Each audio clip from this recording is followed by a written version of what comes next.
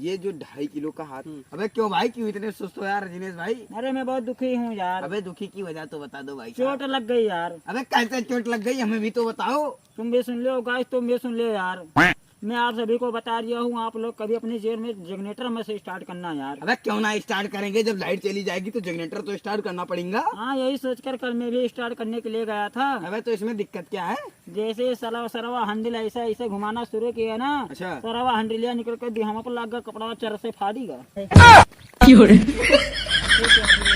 साला ससुराल में चला गया यार। तब तो बहुत अच्छी काफी दूंगा। किसी को पता ही ना चले हर रात को ना। यही तो कहा गया है, सोने सुहागा।